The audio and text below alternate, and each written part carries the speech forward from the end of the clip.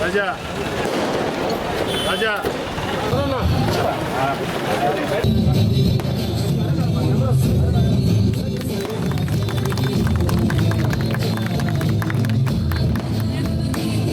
Telugu Desam party కూటమి అధికారంలోకి వచ్చిన తర్వాత నెల్లూరు రూరల్ నియోజకవర్గంలో చంద్రబాబు నాయుడు గారు, ఉప ముఖ్యమంత్రి పవన్ కళ్యాణ్ గారు, యువనేత నారా లోకేష్ గారి ఆశీస్సులతో నెల్లూరు రూరల్ నియోజకవర్గంలో అన్ని రకాల కూడా అభివృద్ధి పనుల జాతర సాగుతూ ఉంది. ముఖ్యంగా మున్సిపల్ శాఖ మంత్రి పొంగూరు నారాయణ గారు అన్ని రకాలుగా అండగా ఉన్నారు.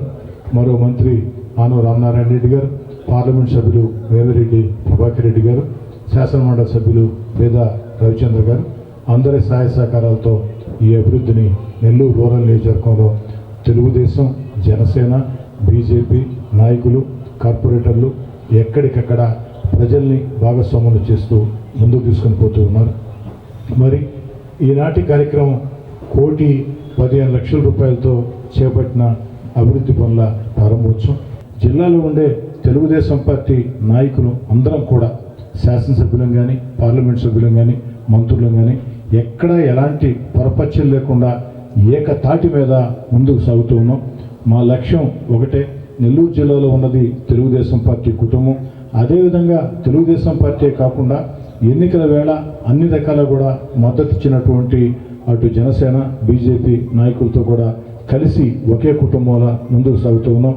ఈ యొక్క తెలుగుదేశం, జనసేన, బీజేపీ బంధం ఈనాటికే కాదు ఏనాటికి కూడా ఎప్పటికి కూడా చెక్కు చెదరకుండా ఉండేందుకు అటు చంద్రబాబు నాయుడు గారు, పవన్ కళ్యాణ్ గారు ఎంతో కష్టించి పనిచేస్తూ ఉన్నారు. అందరికీ ఒక భరోసా ఇస్తూ ఉన్నారు. అదేవిధంగా మళ్ళీ చెప్తూ ఉన్నా, సాధారణంగా అధికార పార్టీ అంటే శాసనసభ్యులు, పార్లమెంట్ సభ్యులు, మంత్రుల మధ్యన విభేదాలు ఉంటూ ఉంటాయి. అది గతం. ఇప్పుడు దానికి భిన్నం.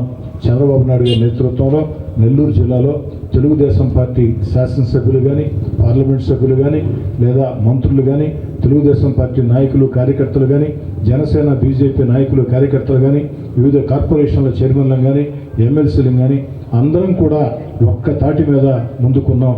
ఒక్క తాటి మీద ముందుకి సాగుతున్నాం. ఇదే ఐక్యతను కొనసాగించి ఈ యొక్క చంద్రబాబు గారి ప్రభుత్వంలో 10 రకాల మేళ్లు ఈ యొక్క జిల్లాకి జరిగేదానికి అన్ని రకాల ప్రతి శాసనసభ్యుడు, పార్లమెంట్ సభ్యులు, శాసనమండలి సభ్యులు, మంత్రులు అందరం కష్టించి పనిచేస్తామని, అదేవిధంగా ఎన్నికల వేళ సహకరించినటువంటి జనసేన, బీజేపీ నాయకులు కూడా ప్రత్యేకంగా అన్ని రకాల కూడా కుటుంబంలో ముందుకు సాగుతామని, మా లక్ష్యం ఒకటే, నిరంతరం ప్రజల్లో ఉండాలా, చంద్రబాబు నాయుడు గారి ఆలోచనల్ని ప్రజల్లోకి ఇంకా బలంగా తీసుకుని పోవాలా. శ్రీధర్ అన్ననే నాకు దాదాపుగా ఒక 5-6 ఏళ్ళు సీనియర్. శ్రీధర్ అన్న వారు విద్యార్థి నాయకుడిగా ఉన్నప్పుడు కూడా మేము కొంత విద్యార్థి దశలోనే కొంత లీడర్షిప్లో ఉన్నాం. అక్కడ నేను పుచ్చేటిపాళెంలో చదివినప్పుడు వారిని చూస్తా, అమెరికాలో ఉన్నా కూడా శ్రీధర్ అన్న నాయకత్వాన్ని చూస్తా, ఆయన ప్రజలతో మమేకమయ్యే తీరు కానీ, ప్రజానాయకుడిగా ఎదిగిన తీరు కానీ, అన్న కానీ మేము కానీ ఎవరం కూడా మా వెనకాల పెద్ద పొలిటికల్ బ్యాక్గ్రౌండ్ ఏమీ లేదు. సామాన్య కుటుంబాల నుంచి ఈ రోజున అన్న ఈ స్థాయికి రావడం, ఇంకా ఎంతో ఉన్నత స్థాయికి ఎప్పుడో ఎల్లుండాల్సింది అన్న. ఖచ్చితంగా అది జరిగి తీరుతుందని నేను మనస్ఫూర్తిగా కోరుకుంటా ఉన్నాను. వారు ఇంకా ఎన్నో బాధ్యతలు చేయగలరు సక్సెస్ఫుల్గా.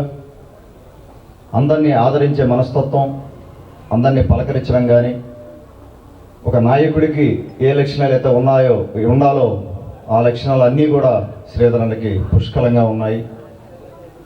అలాగే సోదరుడు గిరిగారు కూడా అన్న అడుగుజాడల్లో అన్న నాయకత్వం నుంచి నేర్చుకొని నాలాంటి వాళ్ళందరూ కూడా మన శ్రీధరన్న నాయకత్వాన్ని చూసి నేర్చుకున్న వాళ్ళమే గిరి కానీ నేను కానీ.